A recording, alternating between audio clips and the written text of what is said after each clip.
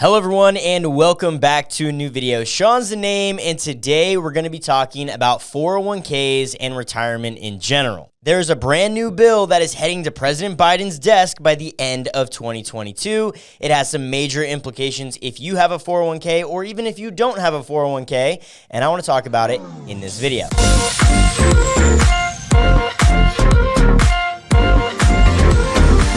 Yes, we do have a little bit of a new backdrop, new little setup. I apologize for not posting a whole lot of videos in the past month or two. We've been setting up a whole new office. I'm excited to bring a whole bunch of new content your way, starting with this one. Anywho, 401ks, this new bill is called the Secure 2.0. I'm actually going to be referencing a CNN business article that covers it very well, but it's essentially a new bill that is hitting President Biden's desk by the end of 2022, and it has some major changes to the 401k. And most people have heard of a 401k before, but they don't really understand what it is. It's essentially a deferred tax account. It is not a tax-free account. It is a deferred tax account. That means that the money you make now, you can throw a certain amount up to a limit into an account where you don't get taxed on that money that you made now. You get taxed at a later date. Now, what's the point of this? Well, when you're working, you are supposed to be making a lot more money when you're actively working than you are when you are retired. So, for example, if you are in a 40% tax bracket right now because you make a ton of money,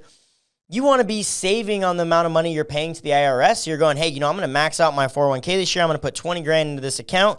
I'm going to be taxed 20 grand less on my income. And then when I go to actually take that money out when I'm 75 or 80 years old, I'm going to be making a lot less than I am now. And so the tax bracket that I'm in, maybe I'm no longer in a 40% tax bracket. Maybe I'm in a 20% tax bracket.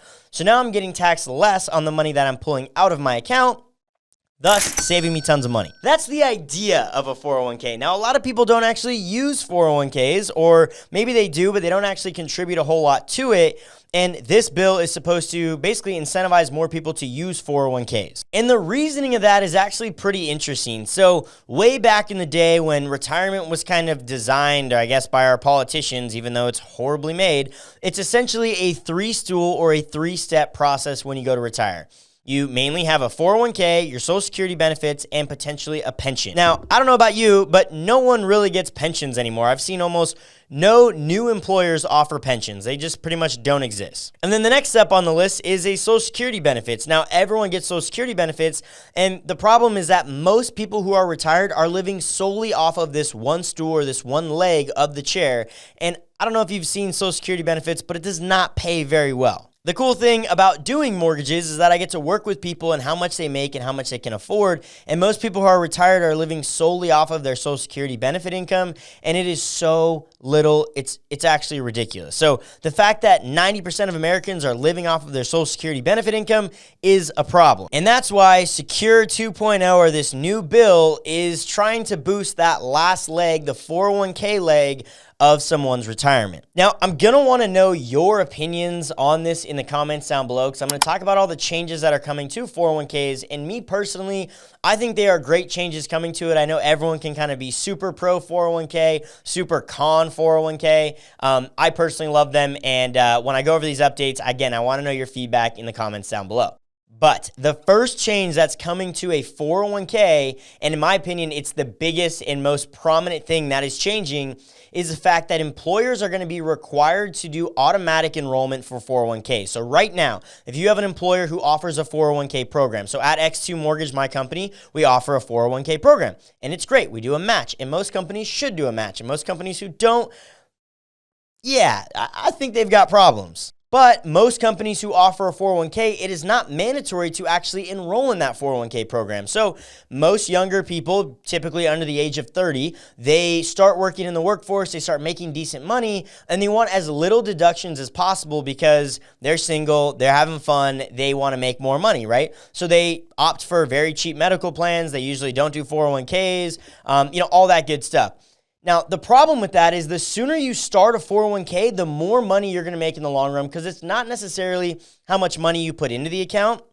It's more so how long you've been putting money into the account, right? And that's like any investment account really, but it's more prominent in 401ks because it's not the richer you are, the bigger your account is. Everyone's capped at how much money they can put into that account every year. So whether you're person A making 100 grand a year or person B making $1 million a year, they can still only contribute the same amount every single year. So it's really a matter of who started their 401k earlier and who has not missed maxing it out every single year. That's going to determine who has the most in their 401k by the time they retire. So the fact that 401ks are going to have automatic enrollment, this is huge. That means the second you get employed by an employer who has a 401k, you automatically get enrolled into that program. Now, some of you might be thinking, well, what if I still don't want to do a 401k? Maybe I want to take that money now. Maybe I'm in a lower tax bracket. Maybe I want to do a Roth. Maybe I want to invest in real estate. Maybe I want to invest in stocks or whatever you want to do. That's totally fine. When you get automatically enrolled, you have the ability to just not put any money into that account. You can basically just auto unenroll. But the fact is the default is now to be enrolled versus not enrolled. And this is big. And then taking that one step further, which again, I think is cool, most people probably don't, is that you start, when you're auto enrolled, you start at a 3%, basically, I guess, deposit into that 401k account based on your yearly salary. So if you make $100,000 a year, $3,000 a year is going into that account. And then every year after that, it's going to continue to go up by 1% until it hits a cap. Now, again, this is great for the people who don't know what they're doing. They're going to automatically be enrolled into a great program where they're going to be saving for their retirement without even trying. Now, the second change that's coming to a 401k, which isn't as, I guess, apparent in my opinion, it's great for people who are older, who are trying to catch up. Like I just said, if they didn't start early, then their 401ks are going to be a lot smaller or a lot, I guess, lower in value than someone who started earlier. So they're basically increasing the amount of catch-up contributions that you can do. I'm not going to dive into this one too much. If you don't know about catch-up contributions, you can look it up. It's essentially just stating, if you didn't start early, we're going to allow you to put more money than the max of the person next to you when you get older. So while that's cool and all, I think the next part of the bill is actually going to be way more beneficial to most Americans, and it's the fact that you can basically pay off student loans and your employer will match you. So let me break this down. Most people in America have tons of student loans, and I see it all the time when people apply for mortgages. They're very normal. Everyone's trying to get them deleted, but one thing that I think is very cool is the fact that if you're going to be making payments on your student loans, your employer is going to be required, if they have a match, to basically match your contributions into your student loans.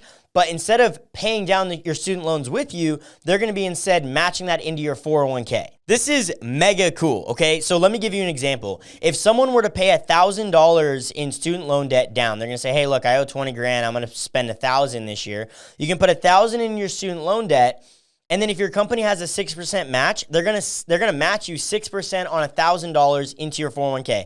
So they're basically gonna put $60 into your 401k for free because you're paying down your student loans. This is super cool because it solves the massive debt crisis that we have in our country, but also still rewards you by giving you essentially tax-free, but mostly tax-deferred money into a retirement account that you can cash in on later. So not only are you paying off debt, but you're saving for your retirement at the exact same time. That's like a financial nerd's like absolute dream, is you get to kill two birds with one stone. So super cool that they're doing that, and we'll see if the bill actually gets passed. Oh wait, and then two more smaller things that happen with the bill that are worth mentioning is the fact that you essentially, can have delayed mandatory withdrawals. So what that means is once you reach a certain age right now, you have to start taking withdrawals from your 401k, which is good sometimes, but could be also very bad. If you're still making tons of money and you're being required to withdraw some of this money from your 401k, now you're getting taxed on even more income, where it's doing the opposite of what a 401k should be doing.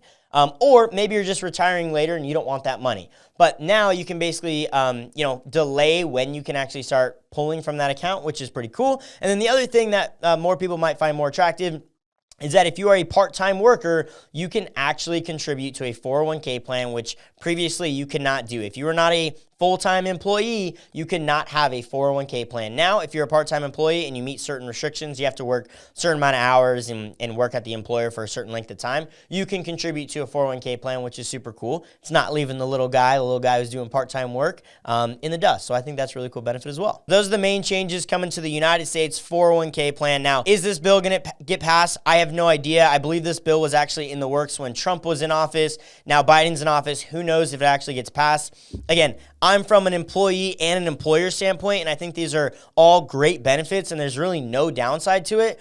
Yes, you get automatically enrolled, but again, you can immediately opt out of it and not contribute. That's not a problem at all. I think the fact that there is nothing taught in schools about financial literacy, most people don't know the benefits of a 401k.